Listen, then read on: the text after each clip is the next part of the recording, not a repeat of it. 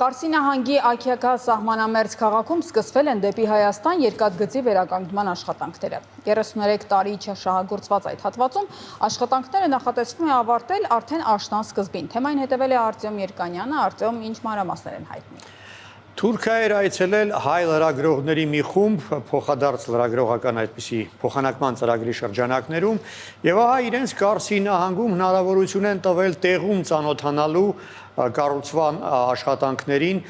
Գյումրի Կարս այդ երկաթգծի հատվածում։ Նաև հանդիպում են ունեցել Աքյակա քաղաքի քաղաքապետ Էրդեգուտ Թոփթասի հետ։ Այդ քաղաքը այժմ փակուղի է, վերջին բնակավայրն է դեպի Հայաստան տանող այդ գործող երկաթգծի, բայց հետագայում կդառնա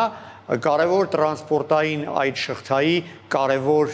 օղակը։ Եվ դրանով է պայմանավորված այն, որ քաղաքի բնակիչները մեծ հույս են կապում այս նախագծի հետ։ Քաղաքապետը հավաստիացրել է, որ ենթակառուցվածքի վերականգնման աշխատանքները իրենք կավարտեն ընդամենը 3 ամսվա ընթացքում։ Նաև պարզաբանել է, որ երկաթգծին զուգահեռ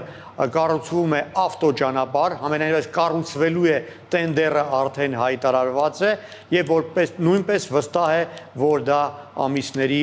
հարց է։ Այսպիսով աշնանը կարող ենք ենթադրել, որ Թուրքիան իր հատվածում աշխատանքների կարևորագույն մասը ավարտած կլինի եւ քաղաքապետը վստահություն է հայտնել, որ դա զգալիորեն կնպաստի երկու երկրների միջև տնտեսական կապերին եւ օգուտ կբերի մասնավորապես արդյունաբերության եւ գյուղատնտեսության բնագավառում համագործակցությանը։ Արտյոմ, սա նշանակում է, որ Թուրքիան աշխատանքների իր հատվածը անելու հարցում իսկապես հետևողական է։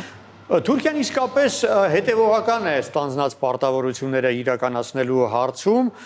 Հիշեցնեմ, այդ պայմանավորվածությունը ձեռք էր բերվել անցած տարվա սեպտեմբերին, երբ Հայաստան էր այցելել Թուրքիայի կողմից այս բանակցություններին մասնակցելու լիազորված Սերդար Քլիչը։ Դրանից հետո արդեն տեղի է ունեցել Կարսում համապատասխան պրոֆիլային գերատեսչությունների ներկայացուցիչների մասնակցությամբ աշխատանքային հանդիպումը, որի ժամանակ արդեն տեխնիկական բոլոր չափանիշներն են պարզաբանվել Կարս-Գյումրի երկաթգծի կառուցման հետ կապված։ Թուրքիան իր կողմից կախվածը, իրենից կախվածը կարծես իսկապես անում է, քանի որևէ խոչընդոտ չկա այդ աշխատանքները իրականացնելու։ Մեր դեպքում իրավիճակը փոքրինչ ավելի բարդ է, հաշվի առնելով հայտնի քաղաքական, դիվանագիտական, տեխնիկական, նյութական եւ այլ հանգամանքները։ Արտյոմ, ինչն է մեզ խանգարում դեպի սահման ճանապարհի աշխատանքները սկսել։ Դե մեր բարդությունները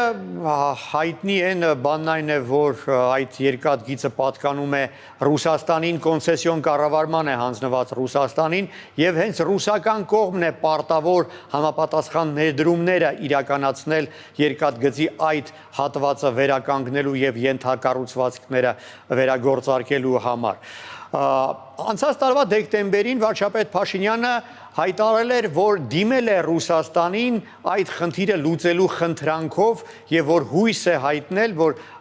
շատ արագ կարձագանքեն եւ լուծում կտան խնդրին։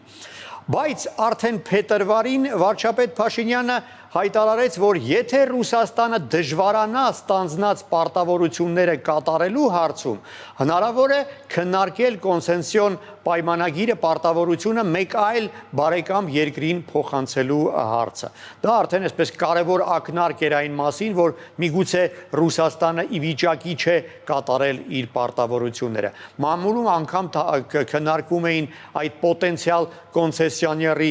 հարցը։ Արդյոք դա կարող է լինել Ղազախստանը կամ Միավորված Արաբական Էմիրությունները կամ Քաթարը։ Դրանից հետո արդեն ապրիլին վարչապետ Փաշինյանը հայտարարեց, որ եթե խնդիր կա, Հայաստանը կարող է ինքնուրույն ֆինանսավորել բոլոր այդ աշխատանքները եւ իր ինքնուրույն նաեւ կատարել այդ աշխատանքները։ Դա արդեն ակնարկ էր այն մասին, որ եթե Ռուսաստանը ի վիճակի չէ, Հայաստանը դա կանի, իսկ դա կնշանակի, որ Ռուսաստանը զրկվում է կոնցեսիայից։ Մայիսին արդեն արտգործնախարար Արարատ Միրզոյանը ասաց, որ Ռուսաստանի հետ բանակցությունները շարունակվում են, բայց եթե Ռուսաստանի հետ համատեղ չհաջողվի այդ ամենը իրականություն դառնալ, այլ լուծում կգտնվի։ Եվ տպավորություն է ստեղծվում, որ Հայաստանի կառավարությունը հակված է հենց այդ այլ լուծմանը։ Բանն այն է, որ վարչապետ Փաշինյանը խոստովանել էր, որ մի շարք երկրներ այսպես հակված չեն օգտագործել TRIP նախագիծը, քանի դեռ Ռուսաստանն է կոնցեսիոները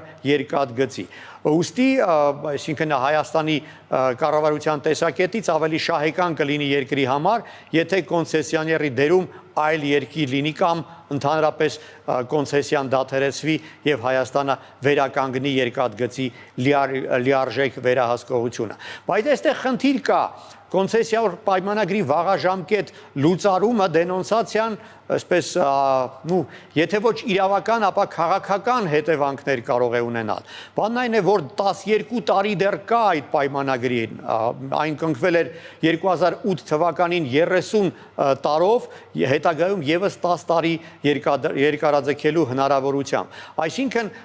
անհրաժեշտ են ոչ միայն լուրջ իրավական հիմքեր, այլ նաեւ քաղաքական մեծ կամք եւ համարձակություն այդպիսի քայլի գնալու համար։ Արտյոմ, հիմա կոնցեսիոն պայմանագրի վաղաժամ դադարեցման համար իրավական ինչ հիմքեր կարող են լինել։ Մարտին Փաշինյանը ասել էր, որ Ռուսաստանի հետ կոնցեսիայի վաղաժամ լուծարման մասին բանակցությունները աշխատանքային ռեժիմով շարունակվում են։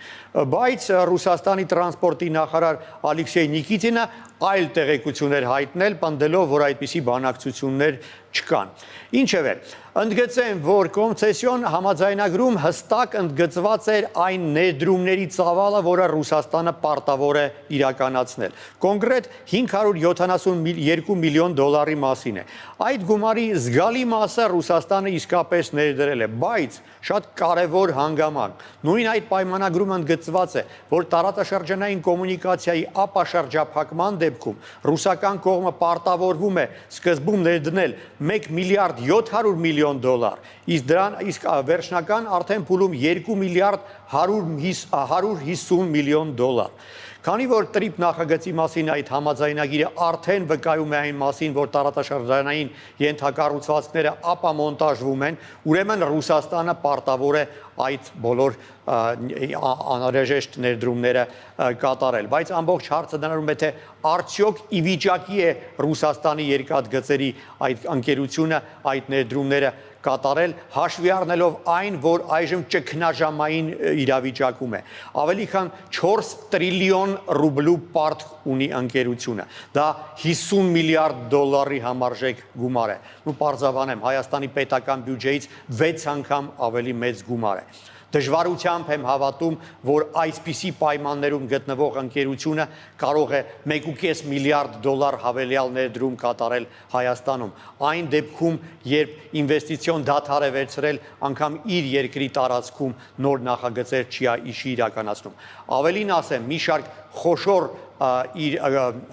կապիտալ ունեցած իր կապիտալներից հրաժարվում է, ակտիվները վաճառում է, մասնավորապես Դաշնային բեռնափոխադրող ընկերությունն է վաճառքի հանել, Ռիժսկի կայարանն է Մոսկվայի վաճառքի հանել, Մոսկվա Սիթի այդ էլիտար թաղամասում